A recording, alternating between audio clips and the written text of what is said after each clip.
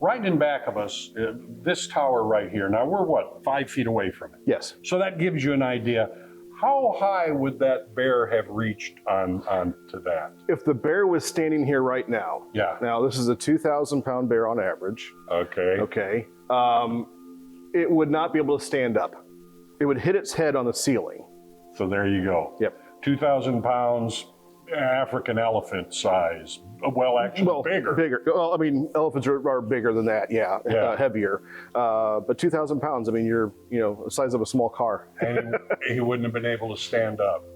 Yeah. So it was here, it's, of course, it's 6.5 feet tall at the shoulder, 10 feet in length, and then it had these long legs, so when it stands up, I mean, it's going to hit its head on the ceiling, and this is a 22-foot ceiling right here. There was another mystery. I mean, you had a question, you found an answer, I guess in 2 different areas of the cave. Mm-hmm. And 2 different areas of the country. Okay. Yes, okay, that's what I'm talking about. Yeah. Explain what happened there. So early on, we discovered mammoth and horses.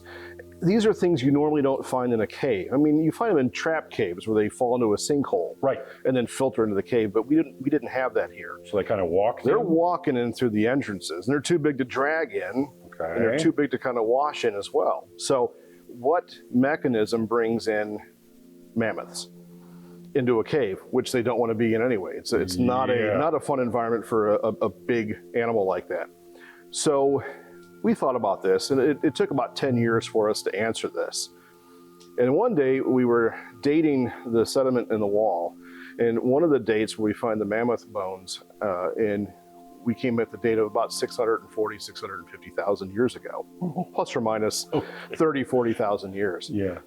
And that date kind of rang a bell to me because, hey, what happened 640,000 years ago? Yellowstone. Well, could we? I mean, could we have that in here? The ash fall from that? And so we looked at the ash a little closer, or the sediment, and sure enough, we found the ash. The ash is chemically and morphologically, the shape of it is unique per volcano, per eruptive event. So we can, no matter what. They have their own fingerprint. They do. Yep. Every volcano has its own fingerprint, and each eruptive event in that volcano has its own fingerprint. So we have some of Yellowstone, the big event there, here in Missouri. Yeah. And how did that bring mammoth and... So imagine you're eating grass, and you've got 2 feet of ash on top of the very thing you're trying to get to, water and grass. And as you breathe in the ash is not fun. It's microscopic glass shards. And you're breathing those in, they're cutting your lungs up. You are suffocating.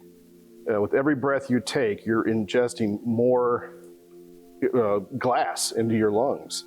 They had air here. They had air. It was a chance for them to get fresh air. They could get out of the ash. And they could get some drinking water in here too, because water would have been flowing out of the cave. This is all incredible, and I'm sure, we're just kind of touching the surface on all the things you learn and are yet to discover here.